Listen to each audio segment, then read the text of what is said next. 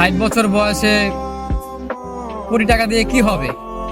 যদি 18 বছর বয়সের শখগুলো পূর্ণ করতে না পারি কি হবে? শেষ মুহূর্তে 100 কোটি টাকা কামিয়ে কি হবে? তখন তো আর বেঁচেই থাকবো না। এখন এই বয়সের শখগুলো যদি পূর্ণ করতে না পারে, ছেলে মানুষ বয়স 18 হওয়ার পরই সে বাস্তবতা শিখে যায়, সে পরিস্থিতি বুঝে নিতে শিখে যায়। দায়িত্ব কি জিনিস তাকে শিখাতে হয় না, এমনিতেই বুঝে যায়। 18 বছরের পর একটা ছেলে বেকার থাকার যে কি যন্ত্রণা সেটা কেউ বুঝবে না। একটা ছেলে মানুষ বেকার, একটা ছেলে মানুষ ইনকাম করতে পারে না, এই কষ্টটা কেউ কখনো বুঝবে না। প্রত্যেকটা মানুষ তাকে ভুল বুঝবে। অথচ শেষ বয়সে এসে 100 কোটি টাকা দিয়ে কি হবে?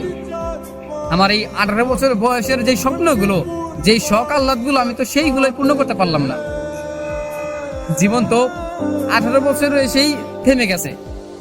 মনে হয় না যে সামনে ভালো কিছু হবে, তারপর নতুন করে স্বপ্ন দেখি যে জীবনে ভালো কিছু করব। অথচ 18 বছরটা পার হতেই এখন মনে হচ্ছে যে জীবনটা এখানে থেমে গেলেই ভালো হয়, আর সহ্য হয় না। এত কষ্ট, এত যন্ত্রণা, এত চোখের সামনে বারবার ভেঙে পড়া, এগুলো সহ্য হয় না।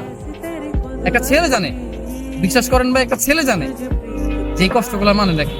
বয়স 18 হয়ে গেছে, তার ইনকাম নাই, তার স্বপ্ন পূরণ নাই, তার শখ আল্লাহ সব মিশে যায়, মানে সব ভেঙে যায়, চুরমার হয়ে যায়।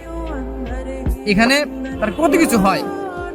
আর একটা 18 বছর পর একটা ছেলে মানুষ, বিশেষ করে তার সবচেয়ে শখের যে জিনিসটা হয় সেটা কি জানেন ভাই? সেটা হচ্ছে একটা মেয়ে মানুষ। হ্যাঁ, টাকা পয়সা হিসেবে পরে আসে, কিন্তু একটা মেয়ে মানুষের